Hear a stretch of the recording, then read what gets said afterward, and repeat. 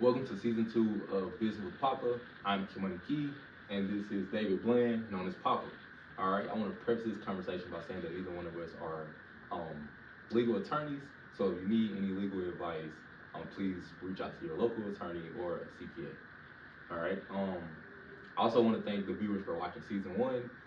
In season 1, we spent a lot of time talking to new entrepreneurs, startups, and things of that nature. In season 2, we'll still be talking to those same people, but I think we'll also be speaking to people who have sat in that seat a little bit longer now. With that being said, I want to just kind of talk about you a little bit more, seeing that you've been sitting in the seat a really long time. All right, and over the last... I look it too. I'm not gonna say that. You're looking well. All right. It's a stressful chair. I can see that. All right. Even sitting in it for the past few years that I've sat in it, I can really see that it is stressful. Seeing that you're saying that, actually, let's go ahead and talk about it being stressful sitting in that chair, because obviously we're not the only 2 people that are dealing with those stressors. And I want to ask you, how can you speak to those people who are dealing with those things and kind of encourage them to kind of keep going?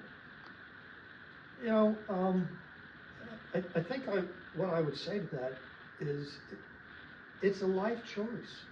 I mean, really, it is. If you have the spirit to be an entrepreneur and a willingness to do it, it implies a number of things. But what I would offer, it certainly implies, is that you don't find yourself comfortable in a world in which others make the rules for you. You want to make your own rules, make your own way, to test your own capacities and test your own capabilities. And in many cases, in a corporate environment where you have a job, no matter what your job is, you don't have that flexibility. You have to follow some set of rules. Now, I don't mean to imply that as an entrepreneur, you get to do anything you want, because your customers are going to drive an awful lot of what you do. Right. But once you have that spirit, I believe, you do these things because, honestly, internally, you almost have to. Now, that does not diminish the stress and the challenges and the difficulties that you face. Right.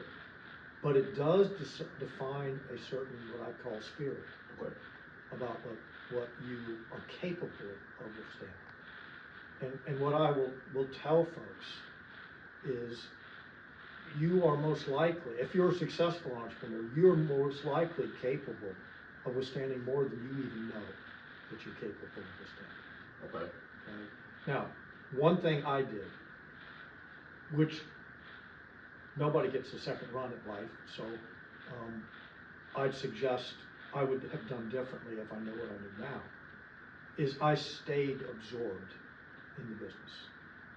And that was an error. Okay, when you say absorbed in the business, explain that a little bit more. So, to make a business work, you pretty much have to be completely dedicated to it. Okay. Now, there's a number of ways for me to describe that, some of which are politically incorrect, so in the interest of sensitivities, I won't use those. Okay. But what I will say is that pretty much every waking moment, you're either thinking about what you did, thinking about what you should do, trying to solve problems, trying to find growth, trying to do all the things that everyone has to do every day that runs their own company. And it's hard to get away from that, both professionally and mentally. Right. And so when I say absorbed, I'm actually talking about that life, that you've let it take over everything. And you do need to do that to an extent, otherwise you're not going to succeed. But the thing that I didn't do is, at least on an annual basis, walk away. Okay. Walk away for a week. Walk away for 2 days doesn't cut it. I did those things. Okay? Because when you walk away for 2 days, you're still engaged. You're still on call. You still have the things coming. You got to find time to refresh yourself. which means you've got to step away. One of the things that I talk about is right, my time as a senior reactor operator licensed to run a nuclear plant here in the United States. And a lesson that I learned from it. Apparently I didn't learn it as well as I needed to, okay, but I do use it a lot. And it was an experience where I was in a simulator dealing with transit. It's part of the training that happens. Lots of stuff goes on. I won't tell the whole story, but what I will say is this. What I learned from one of those experiences is they grabbed me by the back of my shirt, they pulled me away from the panels, 8 feet, and they said, now stop and look around. And when I did that, because I was on the panels helping the reactor operators, the control panels, I realized we were doing the exact wrong thing. Wow. And 8 feet, just 8 feet forward, I couldn't see it. I was too engaged in the actual work. In other words, I was in the trench with everyone. And when you're in the trench, you can't see the forest. Okay? You cannot see the forest. And so the only way to refresh yourself as the entrepreneur, to get out of the trench, is to walk away. For everyone's different. For some people, maybe it's a couple weeks. For others, maybe it's 4, 5, 6 days. Okay, but it's enough that your brain can step back in and say, oh my goodness, I see what I'm doing and that's not helping. Or I see what I'm not doing and boy, would that help. When you're in the trench, you cannot see what you need to see. And you've got to get refreshed. That's a word. Based on my subject list, you pretty much, you would think that you've read it already. I have no idea what you're going to think that you've read it. One of the things I wanted to talk about was work-life balance. And that I did that horribly. Horrible, right? I mean, other than I have 3 daughters, I raised 3 girls, and they're everything to me. So I did a lot of stuff with them. But other than what they wanted to do, I worked 100-hour work weeks for years, years and years and years.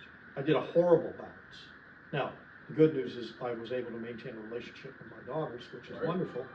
But I didn't have balance, and that's exactly what I'm pointing at.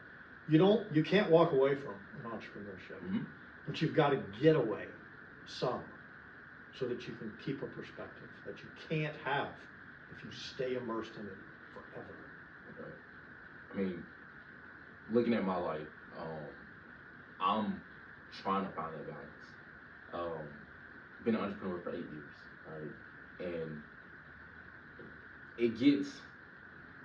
we've had a conversation off camera where it'll almost seem as I'm becoming content. Where it's not so much content, but I'm also trying to find that balance. But at the same time, I can feel stuck doing certain things. Like my mind, mentally, I'm super engaged, right? But I'm still, of course, trying to find balance, trying to do other things outside of your business. But your mind really never goes away from that. It won't let go. I know. Right? I know that. I wish I had the answer. Listen, here's the magic panacea. Push this button and it's all reset. Okay, I don't. Okay. Right? It is hard to separate. But what I'm telling folks is if you can't do it any other way, go somewhere where there's no communication capabilities. You've got to find a way to walk away, to refresh your head, to get your orientation, and be able to see things that when you're in the trench you can't see. That's needed. That's needed. And each individual has got to work in their own methods to find the way to do that. I was horrible at it. I've gotten better, as you know, right? Because you watch me now, right? I try to hold to an 8-hour workday. Right. He's really trying. I don't always get that done well, but I still try. But I refuse to work 100-hour work weeks anymore. That's bad for your health. It's bad for your business. Okay.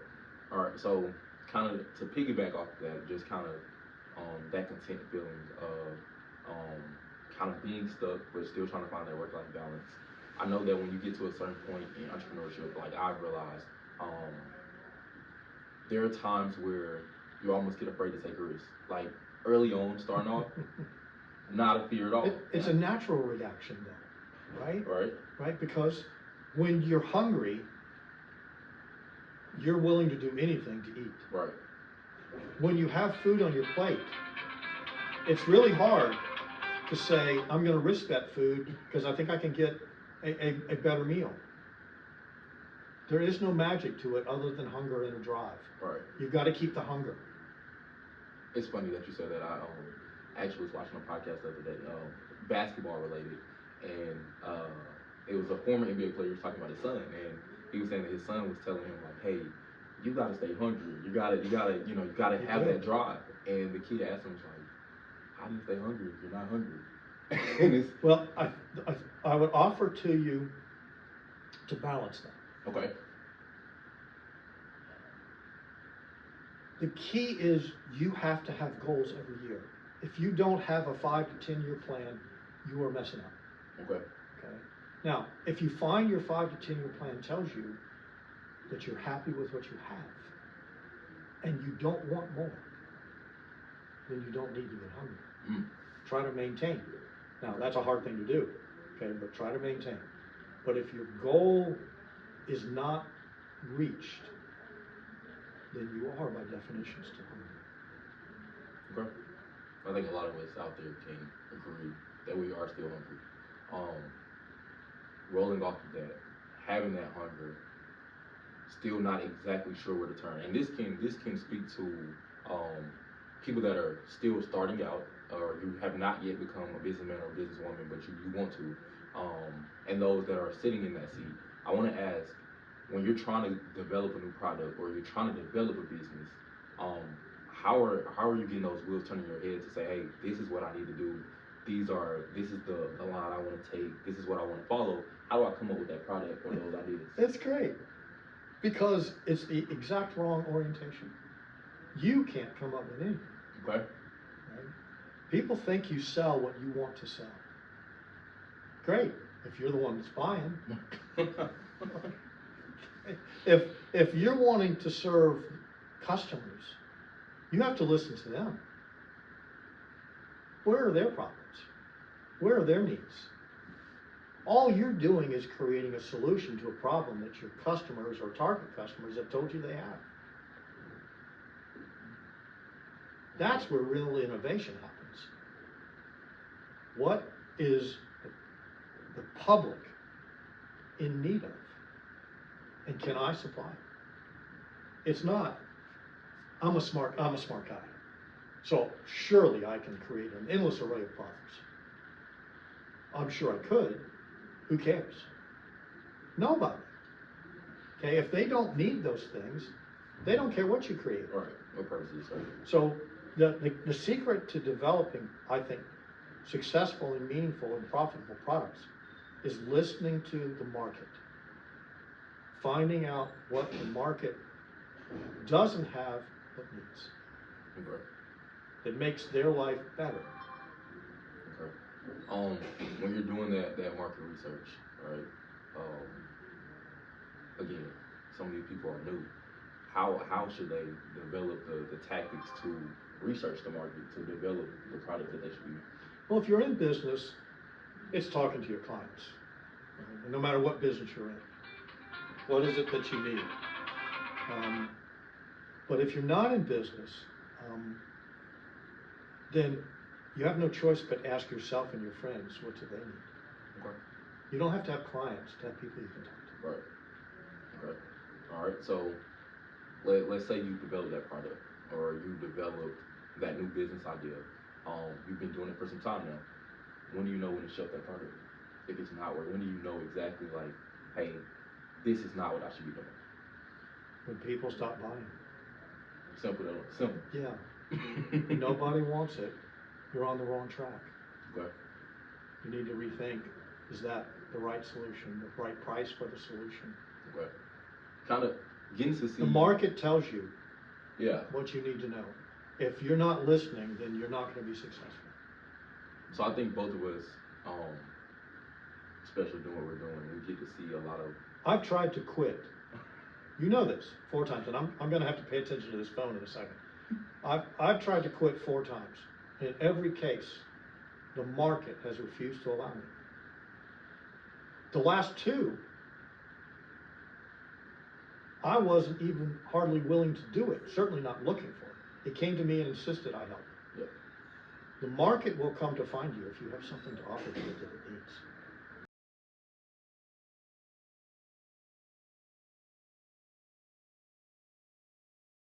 So over the last 6 or 7 months, since you kind of transitioned back to Birmingham, I've seen you in a different light. Like I've seen you manage people, being at the facility that we're at now. I've seen that on a day-to-day basis. But now I'm seeing you, I guess almost, it's like you're, I don't know the word I want to use. It's like you're almost in your comfort zone. I think that's the way I want to describe it. Getting to kind of see you in your meetings, seeing you get up and travel no matter what, like even whether it's if you're back at home and you're trying to get back here or if it's going to a meeting somewhere, I'm getting to see all of those things and I just don't really see any slowing down. It's true. You know, so as I talk about in the first season, I've been employed since I was 8 years old, and really pretty much been working. I mean, when you consider school's a full-time job, I've had more than a full-time job most of my life. And frankly, wow, how long is it now? At least 35 years I've managed people. Yeah. And so I have advantage, I guess. And I'm a studier of people. I watch them, not in the creepy kind of way, but I watch people and how they function. I've been fortunate enough to have some training on learning how people think and how they work, and what motivates them and what demotivates them. And so all those things help when I do what I do. But to your point, and specifically about the retirement question, I do say it a lot. I mean, first, let's face it, two things are true. I'm not Elon Musk, a billionaire, but I don't need money. And two, I'm not 20 years old anymore. So lots of people for a long time have told me to retire. My daughters, as an example, have suggested I should.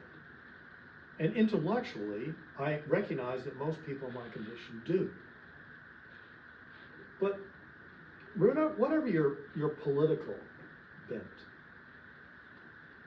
I actually visited a display on Roosevelt, and it had a tiny little section on Eleanor Roosevelt, and I read about her in that little exercise.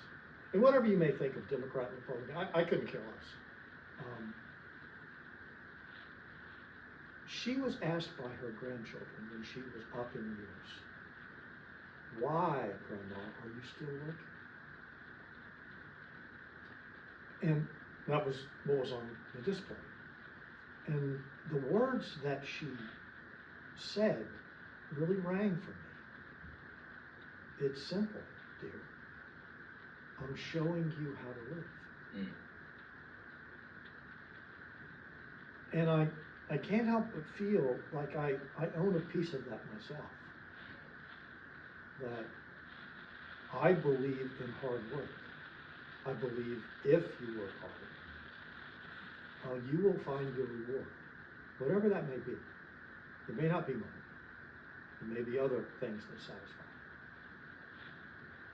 But I don't believe you're on this planet to indulge your own self-interest. Okay. You're here for something, and you have no right. And when that something's done, I believe you will leave this planet. Now, whether you agree with that assessment or not, you have to agree with, if you're on this planet and you're walking around, you should be doing something productive. Yeah. And so it's hard for me to think of myself after all these years sitting in retirement, even though in many cases intellectually I think I probably should. And frankly, if you bore me, I'm done. I'm not going to be bored. I need a challenge. So will I ever retire? Not if life is good to me. They'll come to my desk and put me in the refrigerator box and put me in the dumpster. Right? But I have to stay in a situation where I feel challenged. Otherwise, I don't enjoy what I do. Okay. So that's why I talk about retirement. but it's why I don't do it. In fact, I had a call yesterday with one of my current staff members. He says, you're going in the wrong direction. He said, all I've seen in the last 2 months is you continue to take on more projects, more commitment, and more impossible challenges. And he's right, I do. We see the same thing. So, yeah, we all see it. We all see it. But I know it. Yeah, but it's a good thing that you're actually not slowing down. Like, it doesn't look like, oh man, I just can't do it. It's like, I see the fire, I see the drive. You still want to do these things. So I feel like that's an amazing thing. I think it's a natural thing I don't think it makes me unique. I think it's a natural thing for entrepreneurs, certainly at varying degrees. I mean, whatever you may think of Elon Musk, you have to respect, if you're an entrepreneur and you've ever done any of this, you have to respect what the man has been able to accomplish with his drive. Because there is no doubt, okay, there's lots of other factors at play, okay, but you don't do what he has done without tremendous drive. Much more drive, frankly, than I even probably have. So I think entrepreneurs, by definition, have drive. It varies in intensity, it varies in degree, and it varies in outcomes. But I don't think it's missing in an entrepreneur. And so if you have drive, you should be able to find your way towards a way to exercise. And sometimes you'll be lost. Definitely. We've talked about that. Definitely. I've actually talked about that myself, about myself.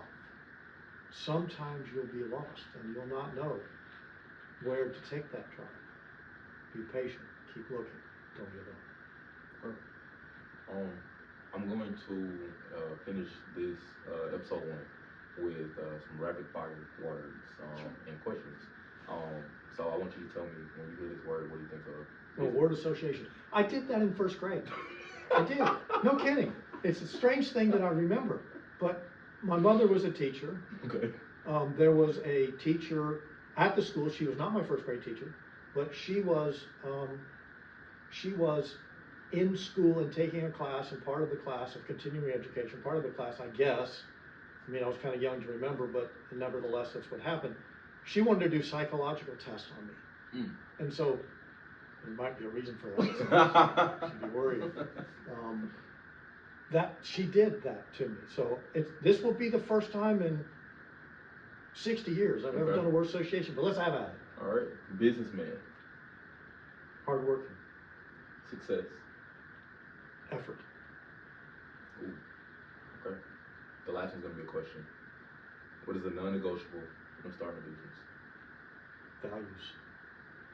Okay. All right. I mean, the simple fact is, and it's about life, it's just not about business. If you don't know what your values are, you need to sit down and answer that question for yourself.